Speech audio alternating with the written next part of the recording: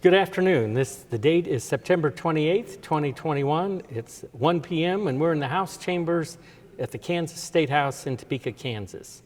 I'm Alan Conroy, a 40-year-plus state employee with majority of that state service working in the Kansas Legislative Research Department, the central nonpartisan research and budget staff for the legislature. And I'm currently with the Kansas Public Employees Retirement System. And I'm honored and privileged today to be interviewing or really discussing things with former Representative J.R. Jack Wempe. And my first question's got to be, what does J.R. stand for? I've always wondered that. my father was John, and I'm John, and I have a son, John. But as the middle one, they always called me Jack. Jack. Yes. And it just stuck with you. The middle name is Roland, which is kind of interesting. It was my mother's maiden name. Oh, okay. Wow. Well, now I know. But I will always think of you as Jack. Well, former Representative Wempe served 8 years in the legislature.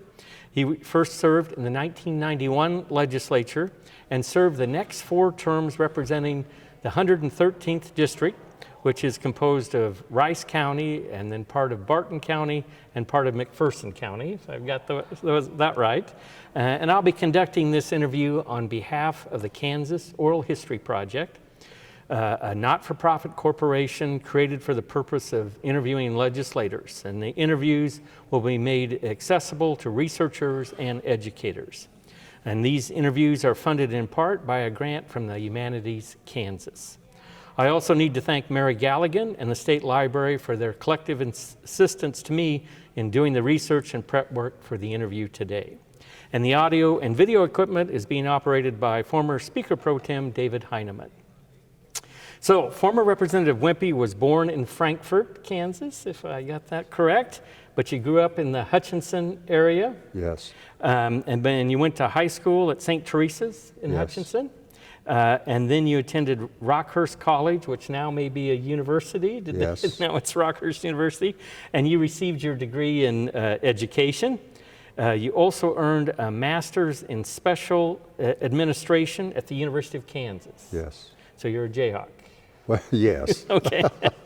Former Representative Wempe has served as a teacher, as a coach, as an economic development director, and a rental property owner and manager now. And so served on the Board of Regents following his legislative service, and also the Tech Council, I guess, is that? Yes, Tech Authority. Tech Authority, excuse me. And he even contemplated running for governor in 1998 against Governor Bill Graves. I saw some clips there. Not very long. A passing thought. He also ran for the State Board of Education in District number 7. And he's married to Vicki and has 6 children.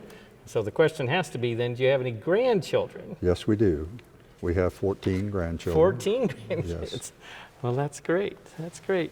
I read an article that stated when you started teaching that you would have accepted any teaching job that paid a salary.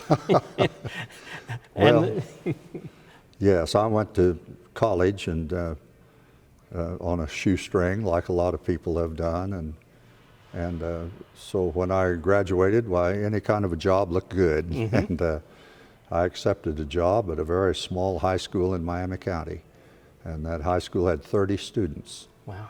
And so that was the beginning of the teaching career. I did wind up, I moved to Lewisburg and went into administration there, became principal of the high school there, and then later superintendent out in central Kansas. Mm-hmm. And did I also see in the clips that maybe if that first teaching job or one of those early ones, you were the high school basketball coach? I was, yeah. I coached for 8 years prior to going into administration and taught English and government. So. Yeah.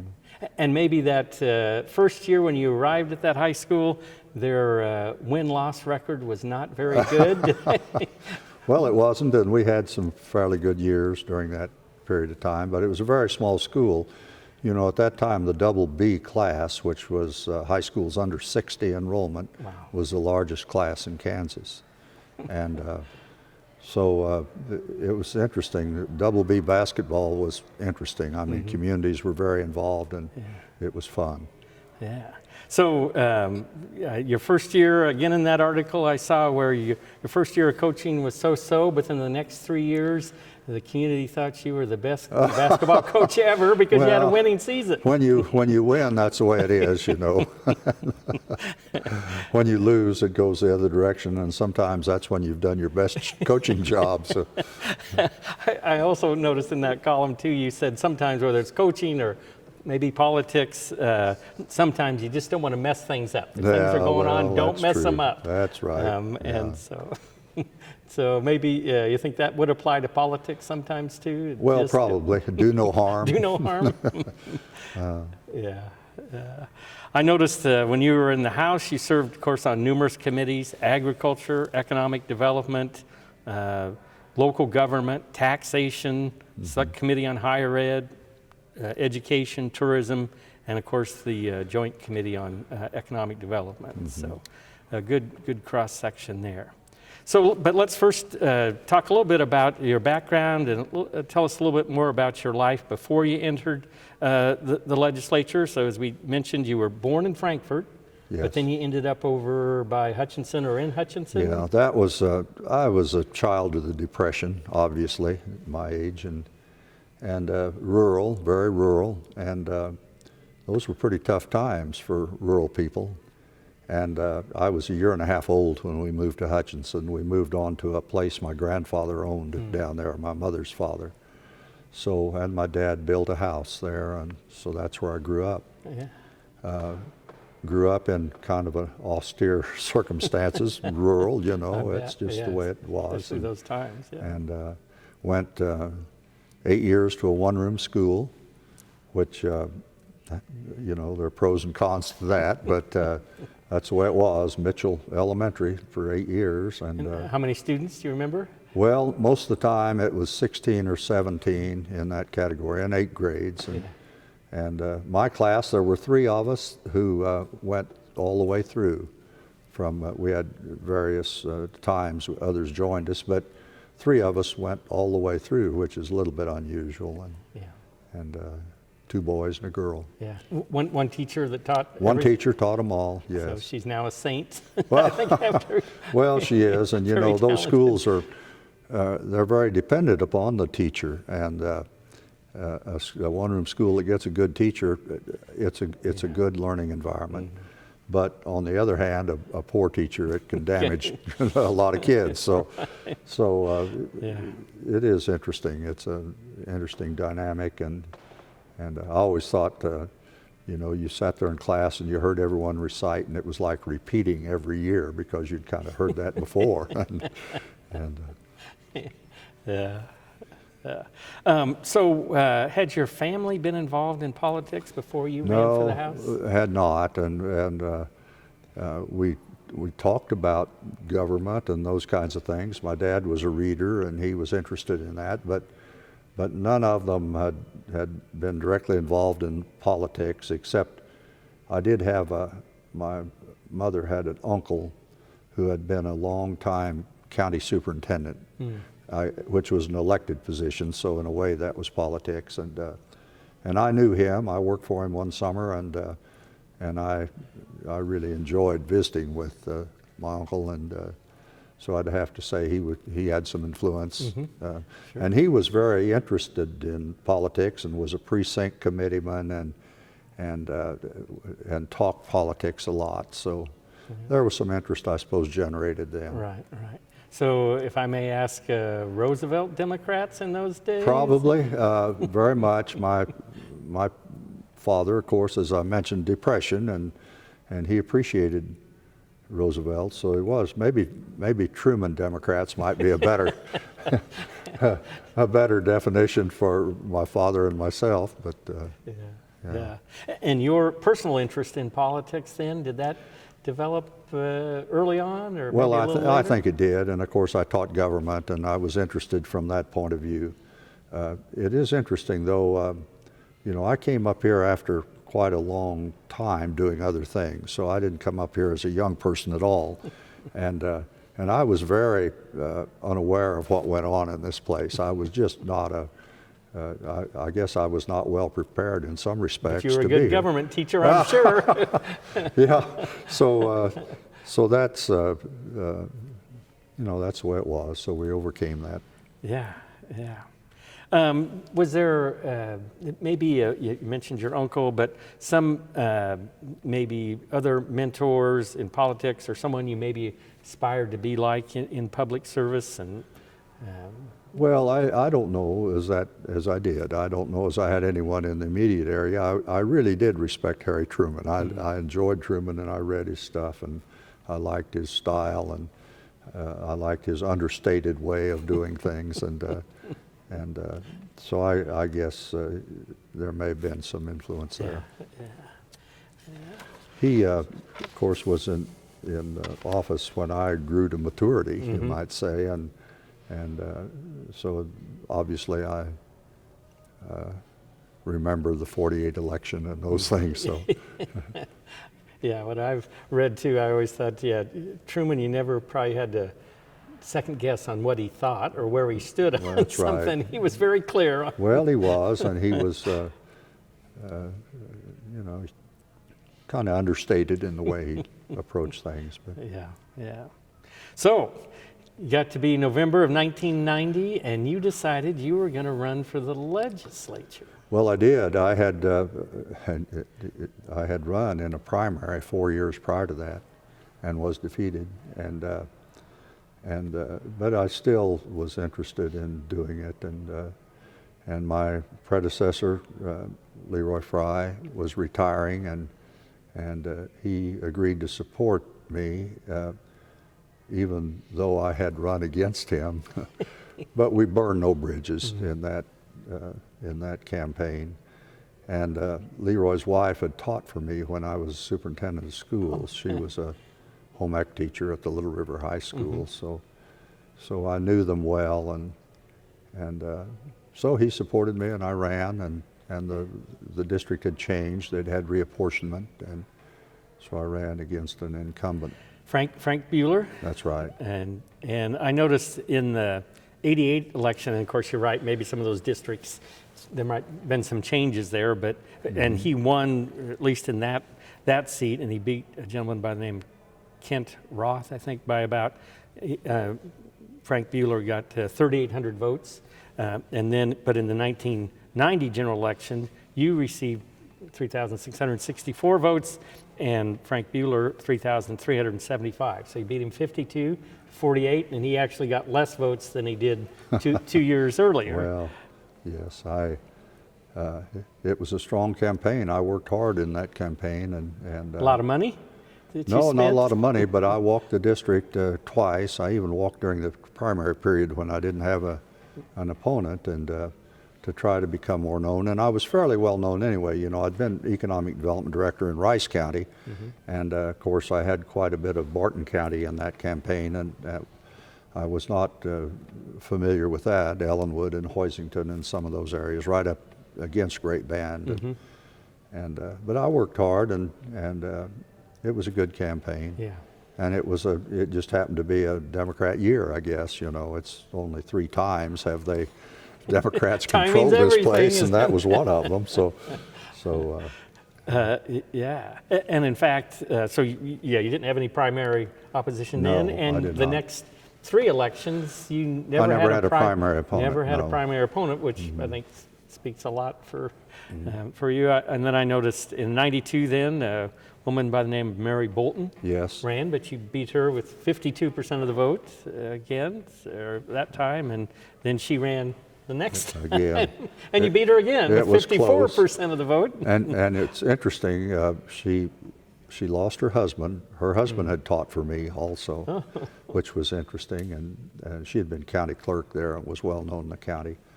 And her husband passed away, and she remarried, and they moved in next to us. So we were neighbors for a good long time before she passed away. Yeah.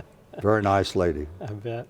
And then in 1996, it was Doug Kiesling? Kiesling, which was her son-in-law. So still kind of in the family. They still wanted to get me out of there. So, But you beat him with 53% of the yes, votes. So, yes. yeah. I did notice, and I don't think I wrote it down, but the party affiliation in your district, Republican to Democrat to Independent, if I'm remembering correctly, at least I think one time, out of those three, Democrats was the smallest group. It was Republicans, then Independents, and then Democrats. Yes. But clearly, you did okay. Well, and I was pretty moderate Democrat, so tried to fit the district and maybe did to some extent. Yeah, yeah. So you got elected in November of 1990. Of course, Governor Finney beat Governor Hayden. Yes. And of course, I think that was certainly property taxes were probably an issue Big in part that of it, election. yes. And so here you roll into Topeka from Little River, and not only was there a Democrat governor, but the Democrats took control of the House. Yes. And so you had Marvin Barkus as Speaker. You had Bill Reardon as Speaker Pro Tem. You had Donna Whiteman as Majority Leader.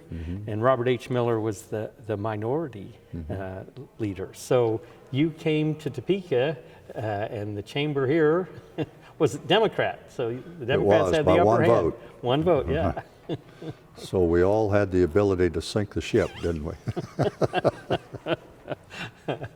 Yeah, when I do this, I always like to look back just some of the names that were in the legislature when you came that very first time. And, just Elizabeth Baker, Gary Blumenthal, Rick Bowden, Betty Jo Charlton, Rochelle Chronister, Darlene Cornfield, Yes. Don Crumbaker, Jim Gardner, Dwayne Gosen, Lee Ham, David Heineman, Bruce Larkin, Ed McKechnie, Melvin Neufeld, of course, Michael Neal, Kerry Patrick, Richard Reinhardt, Kathleen Sebelius, John Solbach, George Teagarden, Susan Wagle, and Joan Wagner. So you joined really quite an illustrious group of people. They were a fine group in both sides of the aisle, and I thought they were anyway, so I had a lot of respect for them. I think Elizabeth Baker just passed away, I believe. I believe she did. Yeah, I think I did see that. Yeah, sorry to hear that. So, yeah. So you're in the legislature, you're in the House, sitting at one of these chairs out here in the chamber. And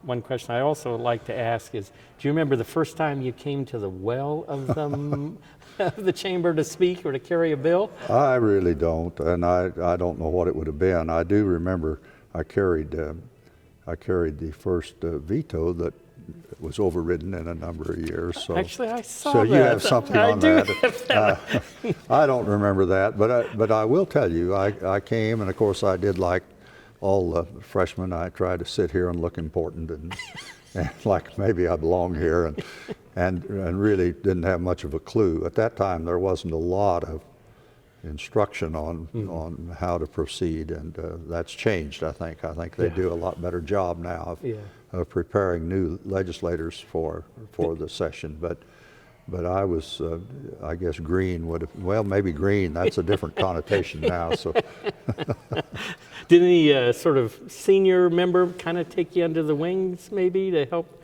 kind of show you the ropes, tell you the? I don't know about that. I had a lot of respect for Marvin Barkus, so I think he was a fine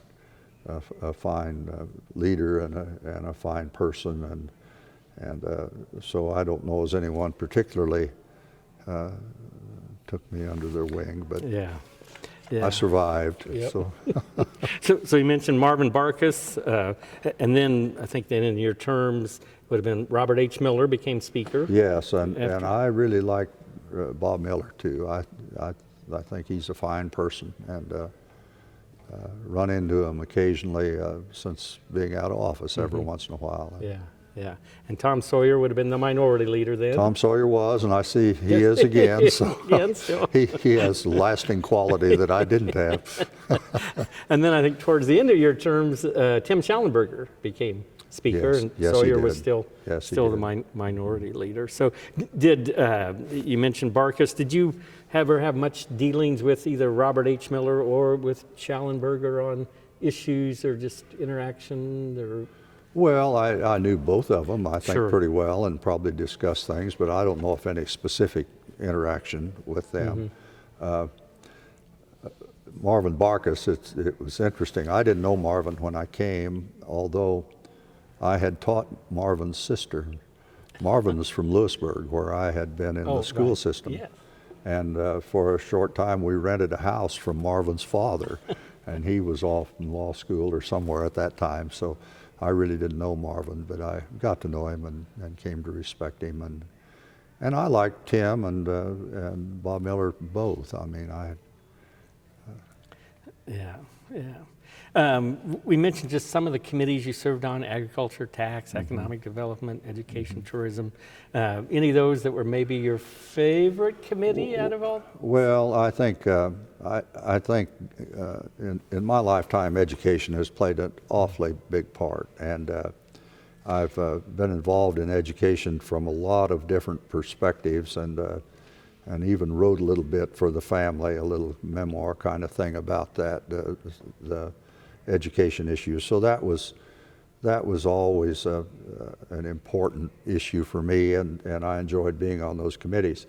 I had worked then in economic development, so I was pretty fired up about that kind of thing too, and was appointed when I came here to represent the Democrats in the House on Kansas Inc. And I served on that board for 5.5 years, and Charlie Warren was the head of it, and enjoyed every minute of it. And so I was very interested in that. And I became, over time, I became very interested in tax policy. I was on the tax committee for quite a while. And so I became involved in that. And then in the later years here, I became pretty involved with higher education, and took quite an interest in that. We had an ad hoc committee that worked on that pretty strongly at one point, and served, as you mentioned, on the higher education committee. So got involved in those issues, particularly the coordination between the different sectors, and that was interesting to me and something I worked on quite a bit. There was need for coordination, perhaps? There certainly was. We had made, I don't know, 20-some efforts to do something about that, and I made a couple and failed, and finally it got done with 345 the year after I left, and of course I became a part of that later. Yeah. Yep. But never on appropriations or federal and state affairs? Neither one, never. Any never desire was. to ever be on either Well, one? of course, appropriations became so much more important during the time I was there, and it is now. And when I was here, the education committees and the tax committee still dealt with policy, and the appropriations committee confined itself pretty much to appropriations. But I think maybe that's changed a little bit. But I never was on that committee. No. Yeah. I did a count of your bills and resolutions that had your names on it, and there were over 88 that I could find during your term. I mean, there were resolutions. You did one honoring the Claflin High School football team's 1991 8-person Division II state championship. I did, yeah. Those are obligatory, you know. Yeah, and congratulating the Coronado Quivira Museum on a new exhibit. Yeah. And then, of course, congratulating and commending like Gloria Timmer at that time, and the memorial resolutions like with Wanda Fuller and Theo Cribbs and Ambrose Dempsey and Don Smith and Ben Foster. Well, as far as bills, I wouldn't have, I learned, particularly when we were in the minority, I learned that if you're going to accomplish anything, probably it needs to be a committee bill, or you certainly need to get support from the majority party to be with you on a bill. And so I think, of course, my name would have been on resolutions and things like that, but some of the more important bills I worked on, I'm sure don't have my name on them. They were run through committee or something, and if you're, the objective was trying to get something done, and the reality of being in the minority is that you work differently than you do if you're in the majority. So the ability to work across the aisle? Well, I think so, and I feel like I did that fairly well. Many times I think I had more support on the Republican side than I did on the Democrat side, and there were some major issues that I was a little bit crosswise with my own party, and some issues that I didn't. The majority of the party thought differently than I did. So, on those kinds of things, I probably found. Certainly on qualified admissions, Ralph Tanner was an ally, and in the corporate hog issue, why there were Republicans that were supportive of that. And neither one of those would have been supported by a majority of Democrats. So, yeah. So, from your observation, would you think that sort of working across the aisle, you think that's I don't know, prevalent today? You think a lot of that's going on? No, I don't think it's prevalent today. I think it's much different today, and that's too bad in my view. But it is what it is. I'm kind of disappointed that they can't work across the aisle better. But I think maybe there's more. There's more separation philosophically than there was. You know, when I was here, there were a lot of moderate Republicans that were just as interested in getting things done as I was, and maybe sometimes the Republican view is to do it somewhat differently, but they were still very interested in having things happen. And now, you know, as we observe all the time, why it's not so much that way. Yep. I noticed your first bill, at least that I found with your name on it, was House Bill 91, House Bill 2161, an exemption of certain electric cooperatives from the Corporation Commission regulation. I don't remember that, but that's probably right. I don't think it made it all the way through the process. No, probably not. One of the early bills I did get involved in, and it almost defeated me, was an intangibles bill. I remember that. And I ran into a buzzsaw on that, although, you know, philosophically I might have been right on that, but it wasn't the thing to do. Yeah, in fact, that was one of the clippings during the 1991 interim. You and George Teagarden. George Teagarden and I. You were going to propose to the 92 legislature to reinstate the intangibles tax, if I remember correctly, statewide as a matter of fairness. But we were going to do it much differently than it had been done before, and we were going to bring the money here, and we were going to send it out as a reduction of property tax, and we thought that was the fairness issue. So, And in fact, the chair of the House Taxation Committee in 1992 promised that she was going to have a hearing on that bill that you and Representative Teagarden had proposed. Representative or Chairperson Wagner had promised that you were going to have your hearing on the bill during the 1992 session. So I'm sure she made good on that promise. Well, I'm sure she did, and it didn't go anywhere, though, did it? And you mentioned it, but well, maybe just, you know, some of the bills then that your name did get on, you know, maximum homestead property tax refund was increased, parental notification required before abortion performed on a minor, workers' comp reform, of course, community development corporations, business incubators, early childhood, Neighborhood Improvement and Youth Employment Act, the admissions requirements for state educational institutions, juvenile justice reform, I mean, lots on school district finance, local option budgets per pupil, all of that school district finance at pupil, you know, at risk, pupil weighting.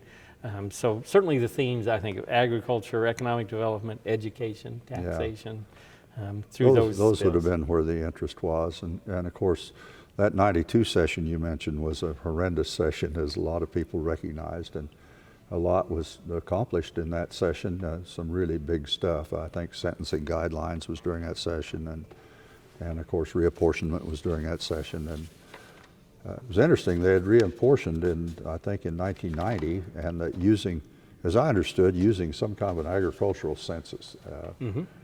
and that was changed, and so they reapportioned again in 1992 using the federal census, and so my first term here, I was involved in the reapportionment issue, not directly, but I was involved somewhat. And did your district get my county got put back together? Oh, it did. It got put back together. So the Rice County had the Sterling area split off in 1990, and I did not represent that area in 1990 or in that session, but it got put back together in 92 reapportionment. Yeah. Now it's split every which direction. So. And maybe more on the horizon. No one even knows who their representative is anymore in our county. So. Sure. Yeah, that'd be tough. So, so reapportionment. So it worked in '92. I guess got something passed. There have been some, I don't know, maybe more challenging reapportionments in later years. I know you weren't in the legislature then. Well, that was kind of, I kind of knew what was happening in that because I kind of watched it, but it's interesting how they do that with the computers and this sort of thing. And so reapportionment is always a big issue, and it was at that time, and I think there was some concern with Representative or Congressman Slattery as to where Riley County would be and some of that sort of thing. Still with us. Still with us.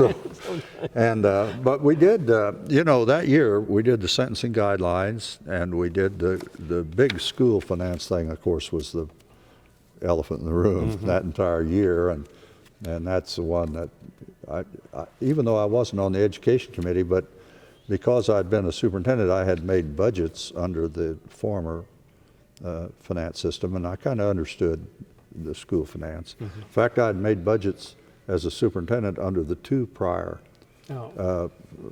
financial systems for education in Kansas, and the 03 change, the Bob Bennett thing, was much improved, but it became strained by the time we were dealing with it, and of course we had the court issue and had to be changed. So what we did was kind of unique as far as the country was concerned, the way it was approached, but finally got through after a 10-day veto session.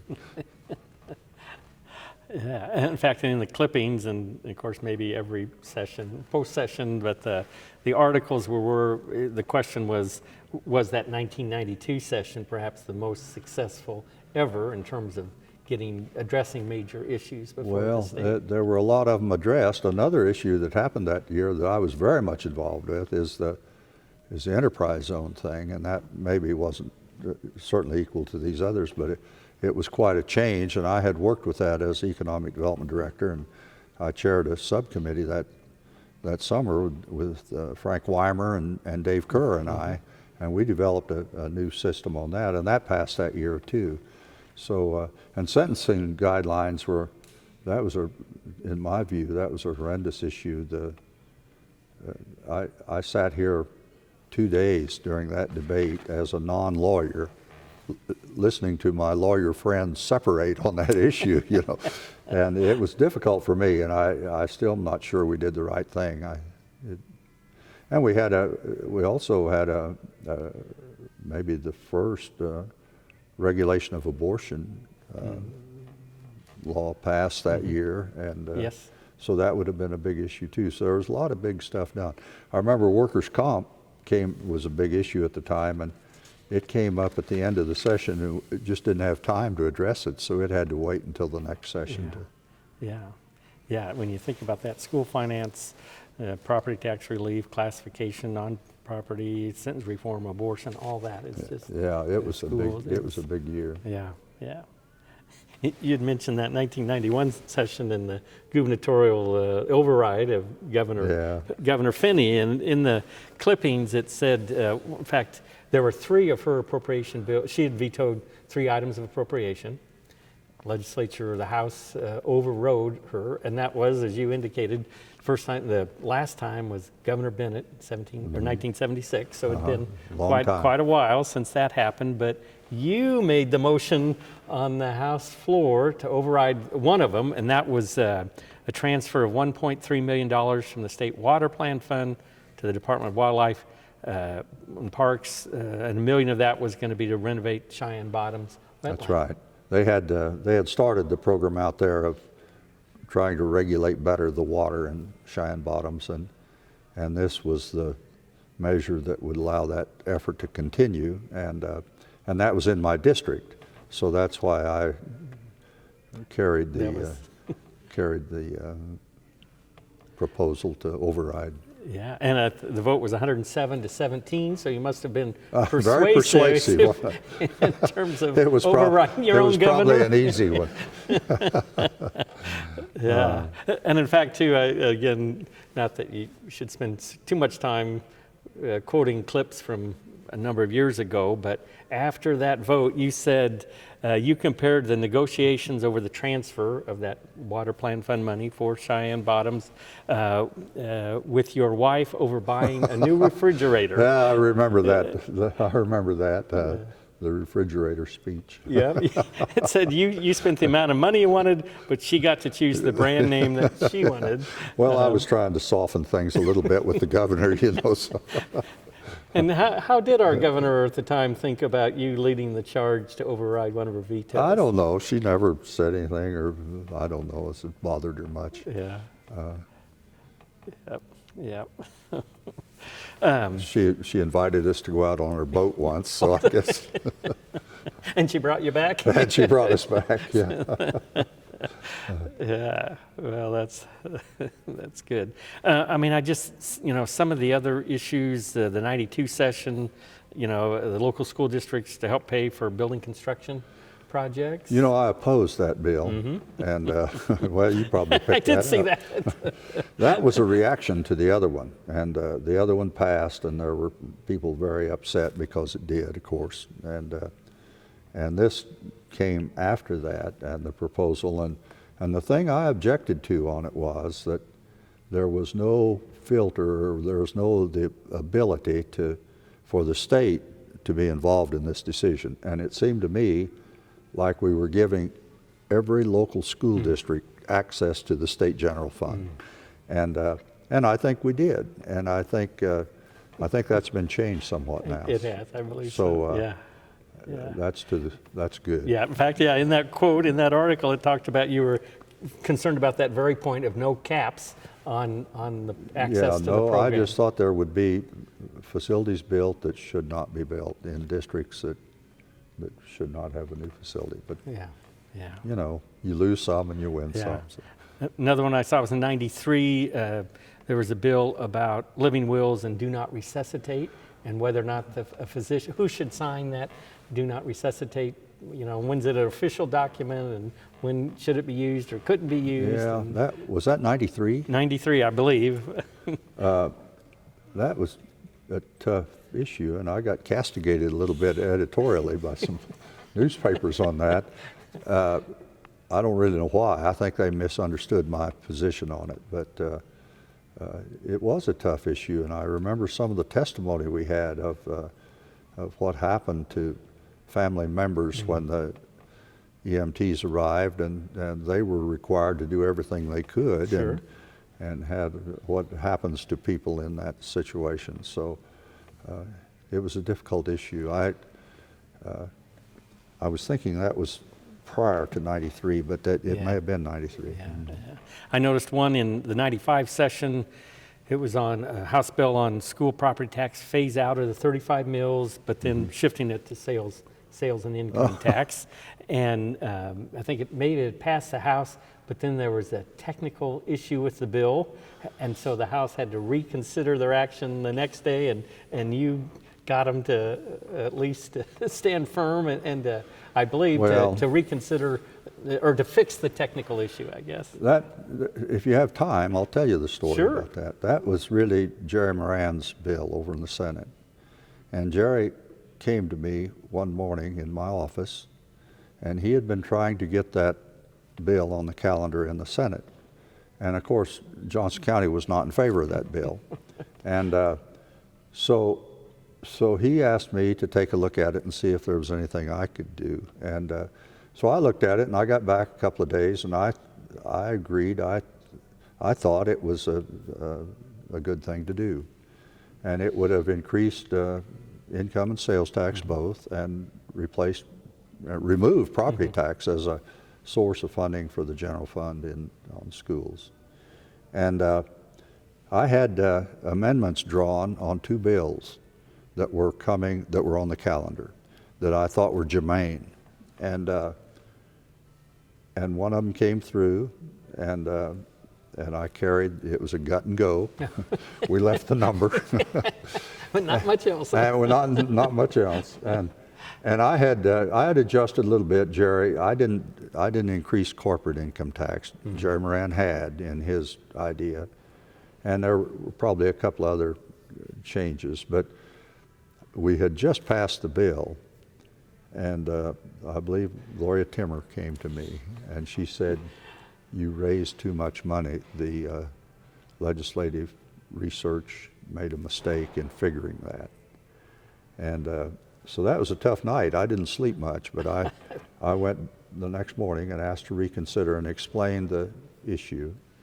And that day, they worked, the governor's office and the legislative people and the revisers worked and got it so it was revenue neutral, which we had sold it on that basis, you know. And so I think, as I remember, about 4 o'clock, while the thing was finished, and so we started the debate again for another 2 hours. But this time they were prepared better. The opposition was prepared better, but it did pass. And when it went to the Senate, the governor, of course, he was not very much in favor of that. And he went to Jerry and agreed to appoint this special committee that would look at the issue if Jerry would agree not to run the bill. Oh. And that's what happened. So it didn't. It died of morning. But it was still a good idea, though. Well, I don't know. You know, I don't know. I think there are advantages to the property tax, and the fact that the bad thing about property tax is it's not connected very well to ability to pay. But from the budget side, the good thing about it is it's stable. It brings some stability to revenues. So I don't know. I thought it was a good idea. I guess I still would think that, but school may be out a little bit on that. There's another side to the story. Yep. And this is just kind of a fun one. It was in the 1997 session. You introduced legislation that would direct the Department of Wildlife and Parks to work with private companies to develop lodging and other facilities that are common in other states at state parks. I did. I was interested in that. And in fact, I think the quote was that you were tired of going to Missouri and Oklahoma for your wife's family reunion. That's right. That's what I told. Have them come to Kansas. You know, I worked with them, and they identified areas where these cabins could be placed, and I was trying to do it through private enterprise to get interest some developer. As it turned out, the state wound up doing it, as you know, and they have those cabins, I think, at all the lakes now, and I think they're pretty popular. So, yeah, you were vindicated eventually. Well, I guess it eventually, but not the way I thought it would. But that maybe started the ball a little bit. Did you ever get your wife's family to come here for a reunion? No, we never have. And again, just looking through, and we've touched a little bit on it, just some of the major issues through the years. The 91 session was the first established the skill program for, lifelong learning. You're probably familiar with that. Kindergarten was made mandatory. Of course, school finance, it was almost in every one of these years that you were in, there was something on school finance. All of that. I mean, 92, as you mentioned, big session, but the Enterprise Zone Act was a big deal, and all that.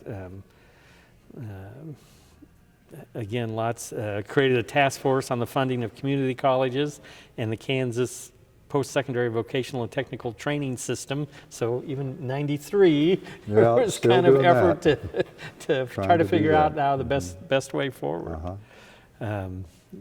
And then 94, granted the Secretary of Health and Environment to protect waters from pollution, water pollution control permits, created the State Water Plan Fund, allowing, the Water Plan Fund then to purchase capacity at federal reservoirs, so to have access to. I think we used, we got a windfall somehow and used it to buy that water in those, and I've forgotten what the windfall was, but I remember, I think it was in the 18 million or something like that it cost us. Reinstated the death penalty in that year, 94. Yeah, I didn't support that, but it happened. Provided tax incentives for economic development, expanded sales tax, amended the Kansas Open Meetings Act to include telephone calls. And I guess, did you ever get much pushback from, I think, local units of government about the Kansas Open Meetings Act causing problems or issues? No, I wouldn't say I got a lot of pushback, but I think there's concern in every local government. They all resist it to some extent. But you know, it's interesting, the telephone calls, and think about now what with the ability to communicate now compared to then. Why? Yeah, that's right. 96, of course, then the skill program was changed to the impact program. So, again, Comprehensive Training Act there for allow funds for major projects, for training for new employees, those kinds of things. I think the skill program may have been involved. My memory might be not perfect on this, but we had the first year I was here, and this came first with the Kansas Inc. thing, and I remember meeting, and it had to do with Sprint and the development of their educational park, I guess you would call it, in Overland Park. And it seems to me that skills program was related to that. Would that be right? I think that does sound right. Yeah. Kind of testing my memory too. Yeah, I think that's is correct. And of course, in '96, the Board of Regents instructed the Board of Regents to do qualified admissions. Yeah, that was a stormy one.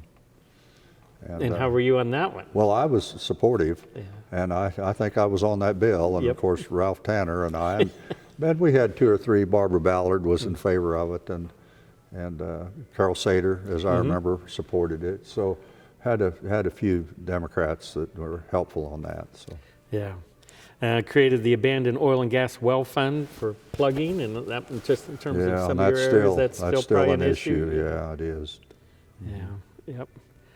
And let's see, 97 expanded tax increment financing law, the TIF law, and of course amended local option budget, increased homestead property tax relief, of course school finance, and then in 98, the Rural Housing Incentive District Act, help with rural housing, and established a new comprehensive grant program to help financial need, I think, with students with higher ed, community college and higher ed in general, I think. So, and Confined Animal Feeding Act, that was 98.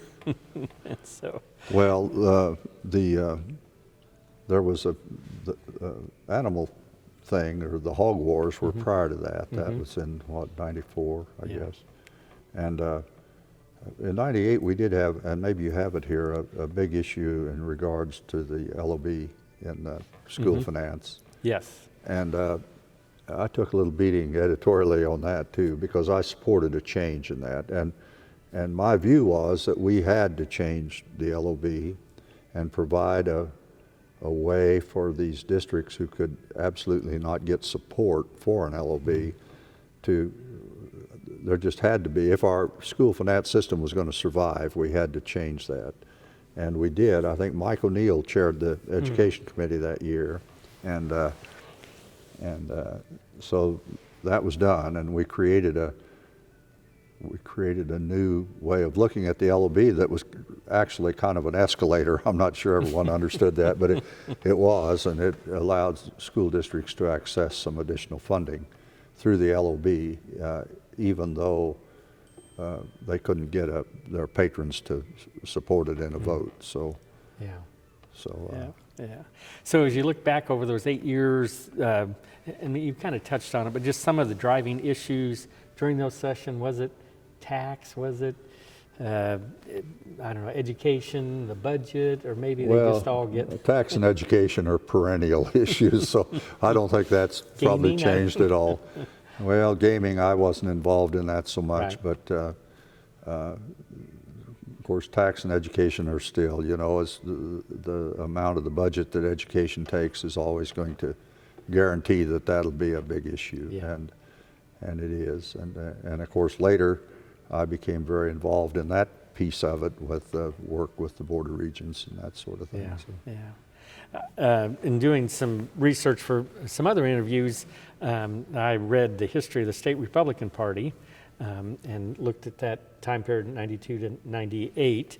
And it was, in that publication, it was called a conservative insurgency within the Republican Party, that Yeah. there was a merging of two distinct political agendas, one fiscal conservative, that government had gotten too big, taxes were too high, doing too much, borrowing too much, and you know it needed to be reined in. And then the other one, of course, then would have been the pro-life movement, that Summer of Mercy in Wichita in '91, and then in 1992 there was that movement by the conservative group to take control of the state Republican Party, starting with precinct people and going on up. And so by 1994, you know, David Miller was state party chair, Todd T. Hart and Brownback were elected to Congress, Tim Schallenberger became speaker. So that was I the guess, change. It was. Would you call that a conservative insurgency, I guess, from, Well, it was. from your It started, side? started in '93 session. I think there was a little bit of a rebellion on the Republican side during the session, and of course in '94 why it went the conservative direction. Although Tim was very conservative and was part of that, but I don't know whether he was as conservative as some are currently. But yeah, did the Democrats in the House take advantage of that division? I think probably tried to. Yeah, I wouldn't say they didn't. I think there was a time the Democrats were, and maybe prior to my coming here, when the rebels were in their heyday, you know, and I think the Democrats made common cause with them from time to time. So saw an opportunity. Yeah, I suppose. Yeah. Let's see. We talked about reapportionment, and then just, I mean, you mentioned you were on Governor Finney's boat one time, but when you were in the legislature, then those sort of 8 years, much interaction with the governor or the governor's office, either Governor Finney or Governor Graves or his staff, her staff? Maybe both to some degree, but Governor Finney, some, you know, we were out to the Cedar Crest from time to time and saw her play the harp and those kinds of things. So I wouldn't say a lot, but there was some. And then, of course, I got along well with Governor Graves, and I had a lot of respect for Governor Graves, and of course more later when I was on the Regents, but maybe out there more. Yeah. So when you think back over those 8 years of service in the legislature, any, I don't know, if you look back now and think maybe your proudest accomplishments or months? Oh, I don't know as I would pick anything out particularly. I hope I was responsible and hope I made a difference a little bit, but I'm not going to take credit for anything that happened, and I tried to do my job, and I thought after 8 years it was time to go and let someone else do it, and so that's what I did. And it was never easy for me to win, as you know. I was one of those 52 to 54% guys, and that wasn't easy to attain, and it was always a little bit of a struggle. And of course, being in the minority for 6 years, could never chair a committee or could never do those kind of things. You begin to maybe question as to whether you might be better off doing something else. So, but in looking back, it was a good 8 years, and I worked with some wonderful people, and I think we did some good things, and you know. Yeah. And your wife, you had 6 children. 6. So, and you spent 8 years, at least 4 or 5 months out of the year up here in Topeka. Well, I did. Of course, they were Getting old, they were pretty well up there then. In fact, we went just last week. We were my wife and I were in North Carolina, and my youngest son retired from the military, and 30 years. So. And his rank was? He was a colonel. Yeah. So yeah, that's great. Yeah. Any big disappointment that you were so close, maybe getting something across the finish line that you could have almost tasted it, but it just the stars didn't line up and it didn't happen? I think every year at the end of the session, when you leave, there's a little bit of that feeling, because there were some things you worked on, and you know, the higher ed thing, I worked really hard on trying to get that movement going, and nothing happened while I was here. Now I did, after my last session, I was on the task force that Governor Graves appointed, which worked on a new system for higher education, which was somewhat different than what developed, but it was close, because Christine Downey and others were on that task force too, and they took that theory or that philosophy and created it within the Board of Regents. And so it did happen, but it happened the year after I was gone. So so that would have been a little bit of a disappointment, but you know, by and large, it was fine. Yeah, and we mentioned it just briefly, but of course another issue through the years would be the abortion issue. Yes. Certainly probably a difficult issue. My position was pro-life, as at that time my last year here, I think there were 48 Democrats, and I think 12 of us were leaned toward the pro-life side. And I was never, you know, I always tried to be respectful of people who had a different view on that. And I think there is an argument on the other side of that issue. But we did pass some pro-life legislation, and thought it was reasonable at the time, but of course that's all different now. Yeah. Here's this required question we're going to ask. We ask all our people, and it's a personal identity question. And so personal identity is loosely defined as gender, age, race, class, sexual or gender orientation, marital status. Did you, in your experiences during the time in the legislature, did you believe your personal identity influenced your ability to pass policy, work with fellow legislators, or provide constituent services? And then just, were you ever given committee assignments or tasks that you believe were functions of your personal identity? Is that? Well, I mean, those elements are what make people who they are. And I think this is a people business, so I think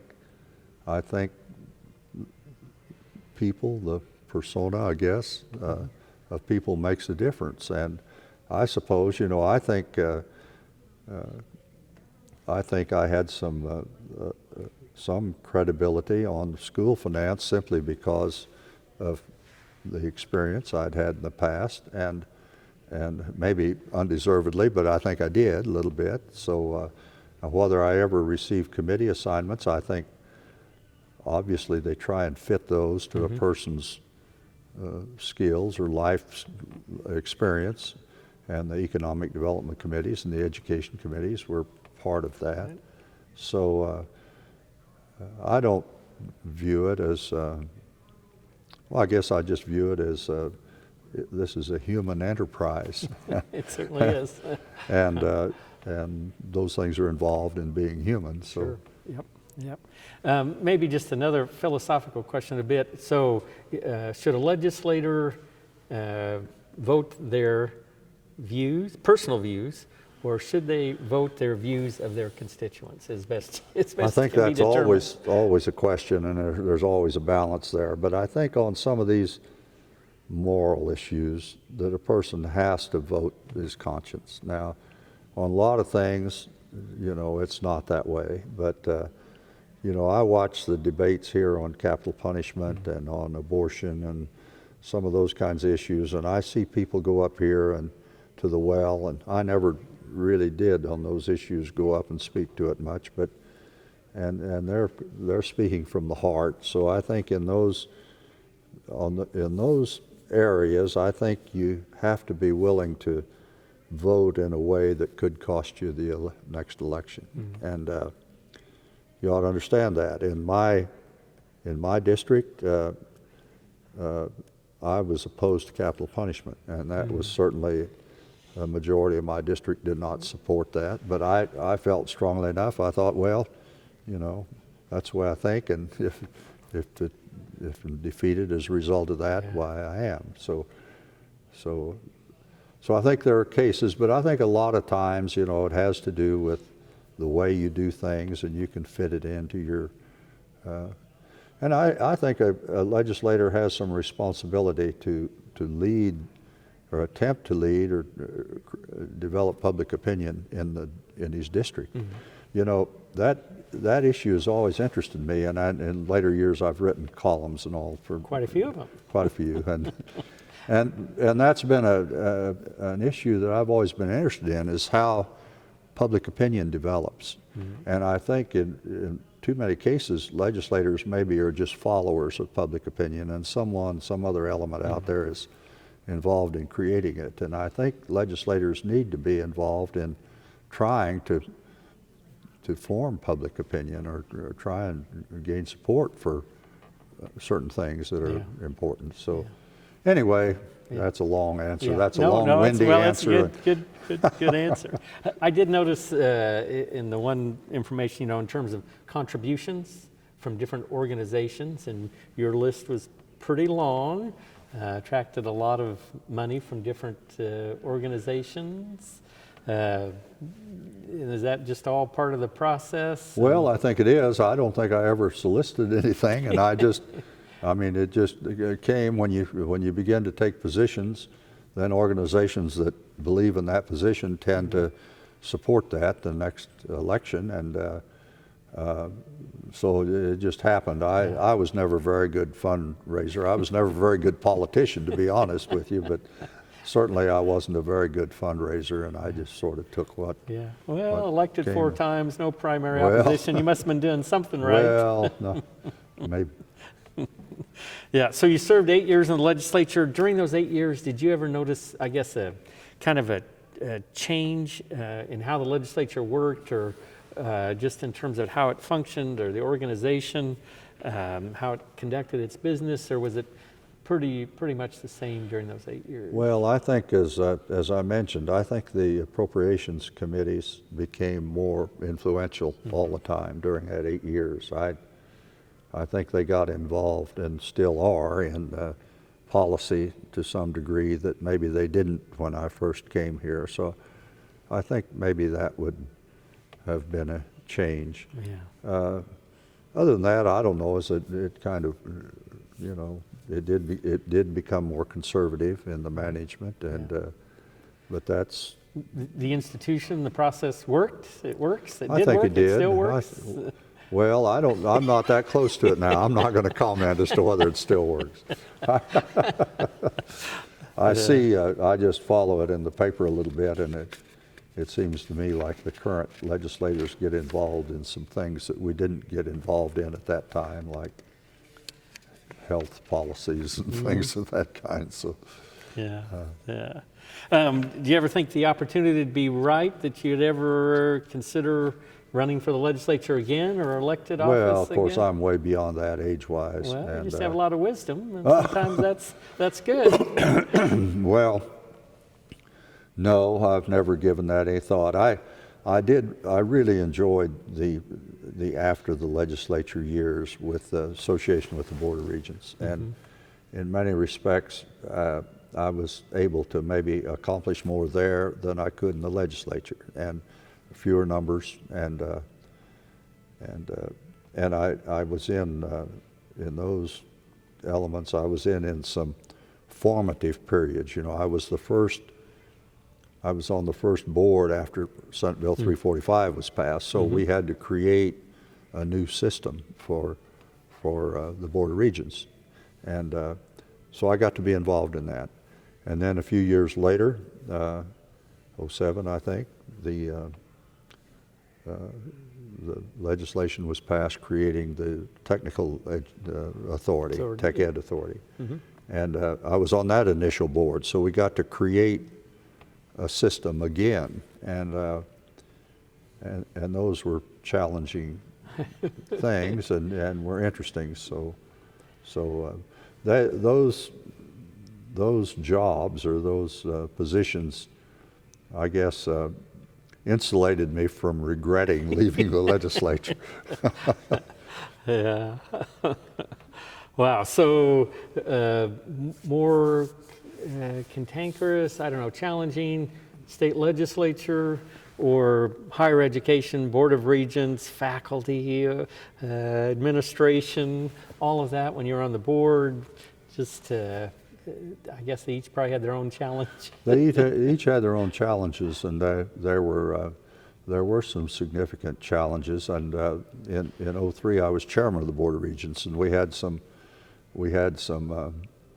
issues during that year. One being that we had to replace our executive director, and we had a 3-month period that we didn't have one, and I kind of got intensely involved in the management at that point.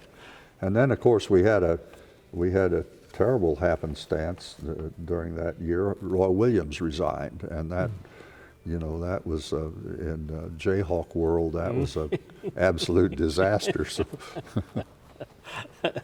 Bill Self, though, kind of healed it a little bit. Yeah, that's right. It's worked out, I guess. Yeah. But I noticed it was, 2006, though, you did run for the State Board of Education. I did, from yes. your district, which was, I don't know, kind of, was it Hutchinson, Kingman, Ellsworth, McPherson, Great Bend, kind of that, kind of south Well, central? they even had part of Wichita. Wichita, yeah. And so it's pretty large, and we had 52 school districts. I visited 50 during that run. Wow. And that was I came up to see Kathleen at that time, and I was interested in seeing someone run as an independent, and the Democrats then stay out of it. Yeah. And I proposed that to her, but then we had a couple of them filed early out west, and it ruined that idea. So I came up here. I know Mel Minor. You remember Mel Minor? Certainly, yep. And he and I came up and talked to the governor and about, well, she said, I think one of you ought to run. And so Mel's wife had some health issues at that time, and so he wasn't in a very good position to run. But he called me and he said, you know, are you going to run? Or if you don't, I guess I will. So, but anyway, I finally decided I would go ahead and make the run. It was pretty hopeless from the beginning, well, you know. Yeah, you did 49% of the vote. We got pretty close, and I thought we were, at the end, I thought we were going to win, but we got pretty close, and so we ran a pretty good race. Mel was my treasurer in that race, and so... You did very well in Rice County. Well, I did, yeah. 2,100 votes, and it was Ken Willard who was the opponent, and he only got about 900 in Rice County. Yeah, there were some areas, you know, up north, Clay Center and all, I had trouble, and then in Wichita, of course, I had trouble down in that Bel Air area and that northern part of Wichita, and so, but I had a pretty good organization put together, and I had co-chairmen in every county, and I had a Democrat and a Republican co-chairman in every county. So we made a pretty good effort. Well, yeah, by the results, it was pretty close. Well, 49% we got of pretty the vote. close, but we didn't. Yeah. There wasn't any cigar. Yeah. So, So if So if you're on Main Street in Lyons or over in Little River and somebody comes up to you and says, I'm thinking about running for the legislature, what would you tell them? Well, I think I would encourage them if I thought they would be a good legislator. If it's someone I thought wouldn't, I don't know as I would. But I think it's a worthy thing to do. I'm awfully disappointed. In our area, you know, to be honest with you, I've never seen our representative. And, you know, it just isn't like it was. I mean, when Leroy Fry was doing it, or I was doing it, or Bob Bethel was doing it, we had all these coffees, and there was a lot of interaction with constituents and this sort of thing. And we had quite a bit of constituent interest, and there's no constituent interest now. And part of it is in our part of the world, there's not much of a relationship between the legislators and the constituency, and we just assume if they're Republican, they're going to win, and that's just the way it is. So. Ever, I just got to ask, ever any passing thought of running for the Senate from your district or area? No. When I left here, I was finished with the political thing, and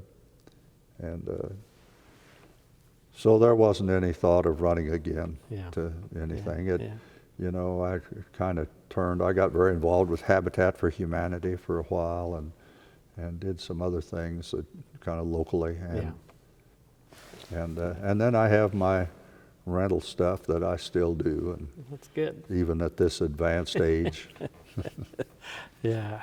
Well, anything else maybe that you'd like to discuss, or any issues or topics maybe that we haven't touched on, or no, run the gamut? Not really. I appreciate the opportunity to talk about this stuff. You know, some of it comes back when you begin to talk about it that you haven't thought of for years. And you remembered that refrigerator speech. I remember the refrigerator speech. I do. Yeah, and I remember I carried the bill on the hog thing when the Seaboard people came in. And Bob Meade was a committee chairman, and I was the ranking minority, and he had me carry that bill. And so I remember that talk I gave too, which I felt like maybe was the best one I had ever given, but and that did get through. And I remember, of course, Democrats, the influential Democrats, rural Democrats, were very opposed to that. And Governor Finney, I think I visited her every day during that period of time until she signed that bill, and because I thought it needed to pass, even though it wasn't perfect and it wasn't popular in some quarters. Sure. Yep. Well, you've had a great career of public service in the legislature, the Board of Regents, the Tech Authority, and certainly your service has made a difference, and so I'm certainly pleased to sit down and visit with you a little bit today, and appreciate you coming to Topeka. You probably know the road pretty well from... Well, I do. I reacquainted with it today. I don't get up here much anymore. Yeah, but thanks for your time today for the Kansas Oral History Project, and thanks again for your public service. Clearly, you've made a difference. So well, thank you, Alan. I appreciate it, and I hope so. Very good.